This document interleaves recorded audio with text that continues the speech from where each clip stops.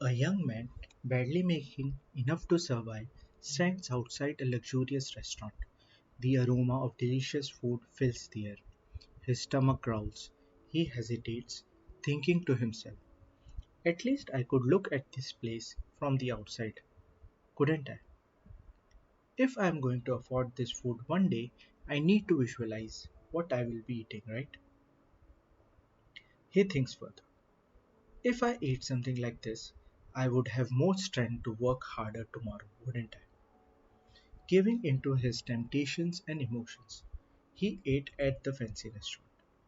According to the author Bob Burg, in The Art of Persuasion, Winning Without Intimidation, every decision we make stems from two core emotions: our desire for pleasure or our need to avoid pain.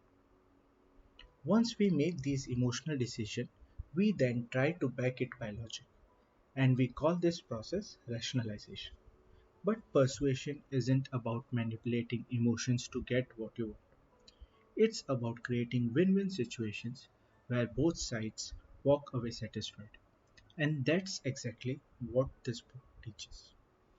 Here are 9 persuasion techniques out of many I have learned from this book and how you can use them in real life. Technique number 9: responding instead of reacting. When going to the doctor, if the medication works well, the doctor will say you responded well to the treatment. But if you start experiencing side effects, the doctor will say you are having a bad reaction to the medication. So, responding is positive while reacting is negative. When you respond, you come across as someone who has thought things through and can handle situation maturely.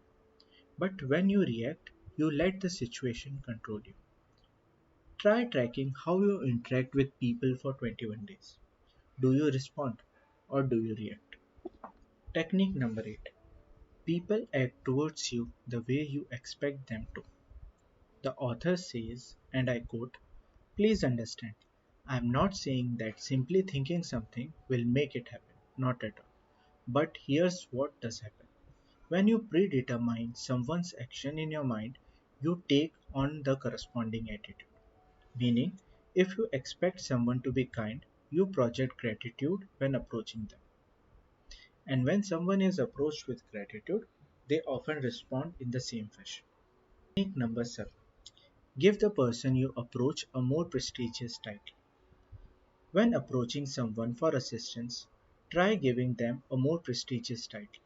If you refer to a driver as a transport supervisor, it sets a positive tone from the start. If you accidentally call someone by a lower rank than they hold, it will create resistance. But if you elevate their title, you create goodwill, making them more receptive to your request, and you will start your persuasion on positive note. Technique number 6: acknowledge a job well done. If you acknowledge someone's effort after they do something for you once, they will typically take great pain to go the extra mile next time. Why, you will ask? Because most people don't get enough recognition. Your compliment is rare and highly appreciated. The doer makes an emotional decision to achieve pleasure, the pleasure of being respected and appreciated. And behavior that is rewarded gets repeated.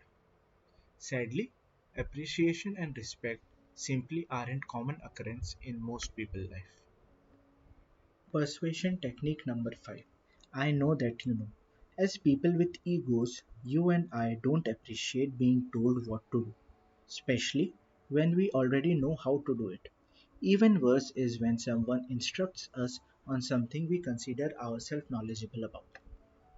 When you need to ensure someone's follow through for you, phrase your request in a way that respects their ego. For example, you will say to someone, "I know you were going to stack these here anyways. I am just mentioning it because of my own insecurity." Or phrase it like, "I know you already know to file this in third tier setup. You always have a way to organize these things perfectly." No ego was hurt, and the task of telling them was also completed. Persuasion technique number 4: Handling relationships. When a problem develops in a relationship, your goal should be to solve that problem, not to win a war. If we let our desires control us, we confuse the issue and complicate the situation. Most people in a conflict haven't taken time to figure out what they want, let alone what the other person wants. The way to prevent this is to have a solution in mind before you enter in these kind of situations. Persuasion technique number 3. Introduce people to each other. Be the host, not the guest. If you find yourself in a setting where you can introduce people to each other, do it. Share their profession and a couple of their interests. Little things like this make people feel included and valued. They will remember you as a person who made them feel like they belong. Persuasion technique number 2. Asking for a favor in the form of advice. Suppose you want to get your son a summer job at XYZ company, and a neighbor of yours, whom you know by name but not very well, is in upper management and could help. You feel that it wouldn't be appropriate to ask directly for a referral to get your son the job. Instead, you ask for advice. Mark, if you don't mind me asking, if you were in my position and wanted to get your son set up for a summer job at XYZ company, what would be the most effective way to go about it? By seeking Mark's counsel, you put him in a position where he might suggest sending your son down to his office on Monday so he can see what he can do. This is a simple yet powerful way to set up a big win. Persuasion technique number 1. Don't embarrass someone by calling them out. During a social gathering, the author responded to a question with a humorous remark that made everyone laugh.